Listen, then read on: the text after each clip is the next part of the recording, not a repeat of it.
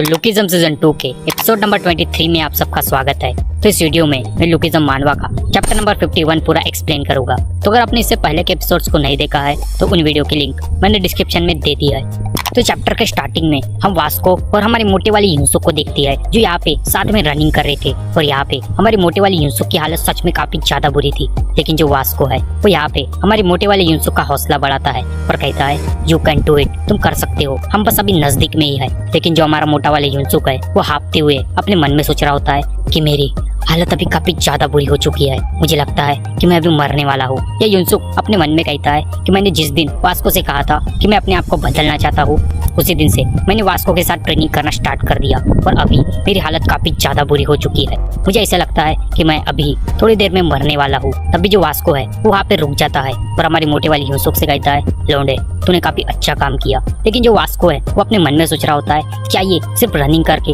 अपने आप को चेंज करना चाहता है? नहीं, मुझे लगता है ये कहीं ना कहीं मार्शल आर्ट की भी ट्रेनिंग ले रहा है। फिर जो हमारा वास्को है वो हमारे मोटे वाली युनसुक को मोटिवेट करता है और कहता है कि देखो, तुम्हें अगर अपने आप को चेंज करना है तो इसका कोई शॉर्टकट नहीं, तुम्हें कई कोशिश करनी पड़ेगी और कई हार्ड वर्क भी करनी पड़ेगी, जिससे तुम्हारी बॉडी काफी ज्यादा मजबूत होगी। और ये जो तुम्हारी कोशिश और तुम्हारा जो हार्ड वर्क है ये तुम्हें कहीं पे भी हारने नहीं देगा, जिससे तुम अपने बॉडी को भी काफी जल्दी चेंज कर सकोगे। लेकिन बिना कोशिश और बिना किसी हार्ड वर्क के तुम अपने बॉडी को कभी भी चेंज नहीं कर सकते। लेकिन तभी हमारा मोटा वाला युनसुक अपने मन में कहता है अब मैं इन्हें कैसे बताऊं कि मैं एक दिन जैसे ही सोकर उठा तो मेरे सामने एकदम परफेक्ट बॉडी पड़ी थी।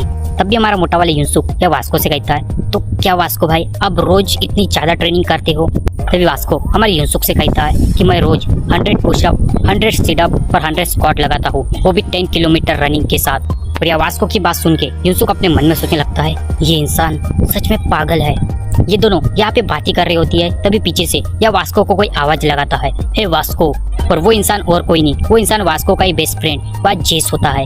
या जेस वास्को के पास आता है और उससे कहता है गुड मॉर्निंग वास्को। तभी वास्को जेस को देख के कहता है हे जेस, शायद तो हमारे फ्रेंडशिप वाली पावर के कारण यहाँ पे मेरे पास आ गए। तभी जो जेस है वो या वास्को से कहता है नहीं, मुझे लगा तुम सच में यहाँ पे होगे। और जेस क्या अपने मन में सोचने लगता है कि शायद मुझे यहाँ पे आने से पहले वास्को को एक बार कॉल कर लेना था, और मैंने वैसे भी इसके फोन में जीपीएस ट्रैकर सेट करके रखा है, जिससे मुझे इसकी लोकेशन हमेशा पता चल जाती है। तभी जो जेस है उसकी नजर हमारे मोटे वाली युनसुक पे पड़ती है और जेस अपने मन में कहता है तो ये इंसान अभी भी वास्को के साथ ट्रेनिंग कर रहा है। या जेस हमारी युनसुक के पास आता है और उससे कहता है हे हाय, तुम अभी भी ये सब कर रहे हो? या युनसुक जिसकी बात सुन के कहता है हाँ, तुम कैसे हो? या युनसुक अपने मन में सोचने लगता है अभी तक से क्या, मुझे तो वास्को के साथ ट्रेनिंग करने में बस 3 दिन ही हुए हैं। या जेस युनसुक की तरफ देखता है और अपने मन में सोचने लगता है पता नहीं वास्को इस जैसे इंसान के पीछे अपना वक्त क्यों जाया कर रहा है, वो वास्को ने तो इसे चॉकलेट ड्रिंक भी दिया है। या जे अपने मन में सोचने लगता है कि मुझे पता है ये जल्दी गिव अप करने वाला है, लेकिन पता नहीं वास्को आखिर इस जैसे इंसान को ट्रेनिंग क्यों दे रहा है।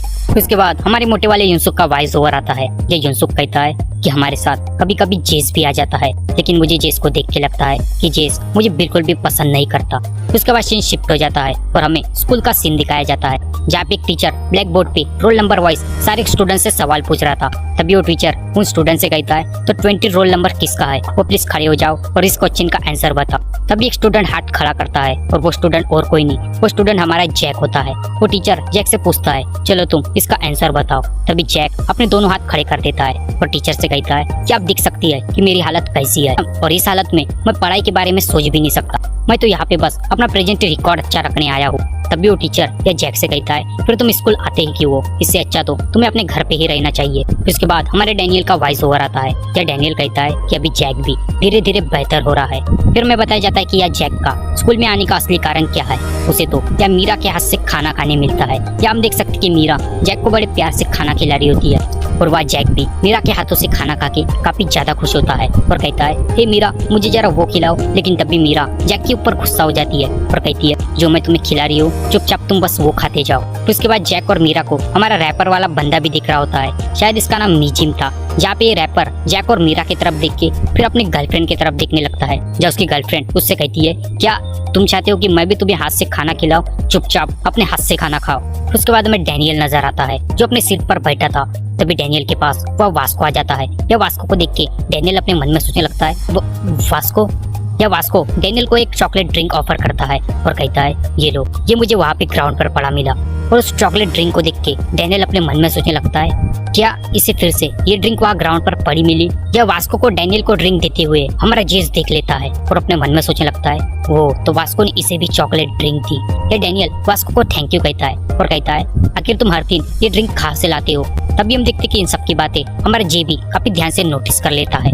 तभी वास्को अपने गैंग के कुछ मेंबरों से कहता है हे चलो हम बाहर जाके एक्सरसाइज करते हैं। तभी वास्को के गैंग का एक बंदा कहता है अरे नहीं आज हम स्कूल में ही आराम करते हैं। तभी दूसरा बंदा कहता है हे चलो हम बाहर जाके सॉकर खेलते हैं। तभी वास्को के गैंग का एक और बंदा कहता है अरे नहीं इतने ठंड में हम सॉकर खेलने का सोच भी नहीं सकते। तभी हम देखते कि हमारे डैनियल के पास वो हान्यूल आ जाती है जो डैनियल से कहती है हे डैनियल क्या मैं तुम्हें अपने हाथों से खाना खिलाऊं। या हान्यूल डैनियल को देख के अपने मन में सोचने लगती है कि डैनियल कोका टॉक का यूज नहीं करता तो क्या वो मोटा वाले यूसुफ भी इसे यूज करता होगा।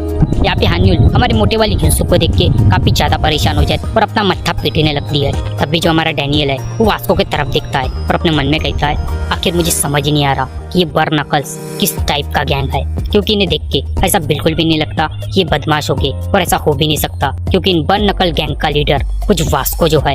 ये डैनियल अपने मन में कहता है कि जब मैं वास्को के ज्यादा क्लोज आ जाऊंगा तो मैं खुद वास्को से पूछूंगा कि बर्न नकल्स आखिर किस टाइप का गैंग है। तभी वास्को अपने गैंग के एक मेंबर से कहता है सबसे अच्छा ये है कि हम आर्म रेसलिंग करते हैं। तभी एक बंदा कहता है हाँ वो हम कर सकती है, उसमें वार्म काफी ज्यादा अच्छा है। तभी वास्को वो वार्म से कहता है चलो वार्म साथ में करते हैं, मेरे साथ में आओ। हम देखते कि वास्को ये सारी बातें सोच ही रहा था कि तभी हमारा जे आ जाता है। या जे ने भी डैनियल के लिए वही चॉकलेट ड्रिंक लाई थी। उस ड्रिंक को देख के डैनियल जे से कहता है जे थैंक यू, लेकिन ये सब लाने की तुम्हें कोई जरूरत नहीं थी। और भाई जे ने ऐसा क्यों किया हम सबको पता है, क्योंकि जे डैनियल का एक नंबर का फैन है। वो नहीं चाहता कि डैनियल को कोई और ड्रिंक दे, इसलिए वो अपनी तरफ से खुद भी डैनियल के लिए चॉकलेट ड्रिंक देना चाहता है।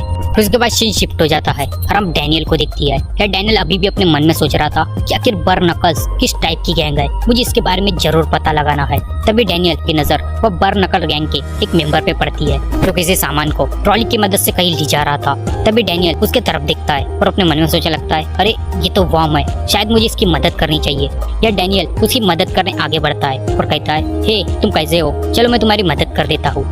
या वो वास्को के गैंग का बंदा अपने मन में सोचने लगता है क्या आखिर ये क्यों मेरी मदद कर रहा है। तभी डैनियल उस बंदे से कहता है चलो मैं इस ट्रॉली को ढकलने में तुम्हारी मदद करता हूँ। और यहाँ हम देखते कि डैनियल उस ट्रॉली को काफी जोर से ढकल देता है, जिससे वो बंदा तो पीछे ही रह जाता है, लेकिन जो डैनियल है वो उस ट्रॉली के साथ काफी ज्यादा आगे बढ़ जाता है। वो बंदा भी अपने हाथ को देख के काफी ज्यादा शौक रह जाता है।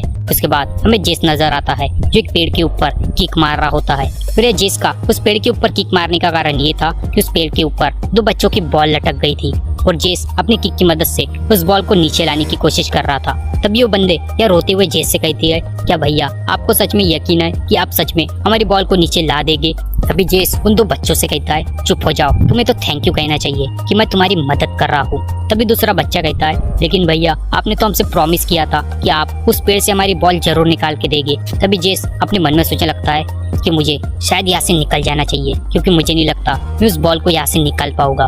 मेरी इतनी ज्यादा कोशिश करने के बाद भी मैं उस बॉल को नहीं निकाल पा रहा, और तो और मेरी किक भी आज ढंग से काम नहीं कर रही। लेकिन तभी हम देखती है वहाँ पे हमारा डैनियल आ जाता है जो अपने नॉर्मल से किक का यूज करके उस पेड़ में रखी बॉल को वहाँ नीचे गिरा देता है। और उस बॉल को देख के वो दो बच्चे काफी ज्यादा खुश हो जाती है। तभी डैनियल को ऐसा करते देख या जेस अपने मन में सोचने लगता है अरे ये तो डैनियल पार्क है, इसने तो अपने एक ही किक से उस बॉल को नीचे गिरा दिया।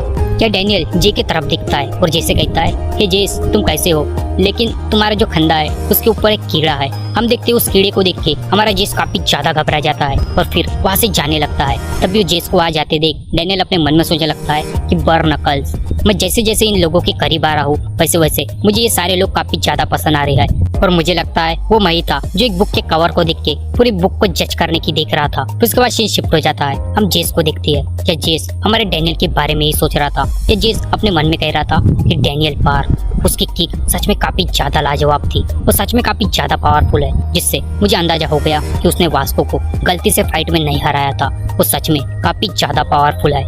लेकिन वो कोई गलत काम नहीं करता, वो बस लोगों की मदद ही करता है, इसलिए वो भी मुझे काफी ज्यादा पसंद है।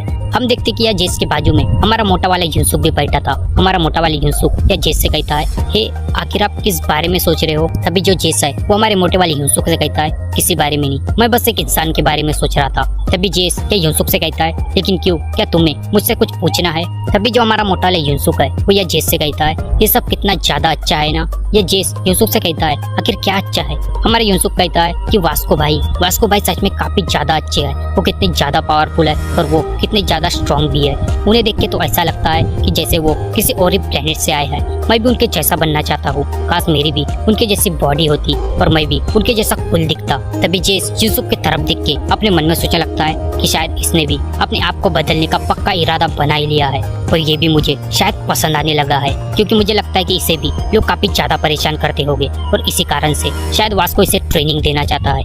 अब इसे भी क्या पता कि एक टाइम पे वास्को को युंडे ली कहा जाता था। और इसी के साथ ये चैप्टर और ये एपिसोड ये एंड हो जाता है। तो भाई अगले वीडियो में हमें वास्को की पूरी बैक स्टोरी पता होने वाली है। तो अगर आपको ये वीडियो पसंद आई तो प्लीज वीडियो को लाइक करना, वीडियो को शेयर करना और सब्सक्राइब करना मत भूलना। मिलता हूँ नेक्स्ट वीडियो के साथ।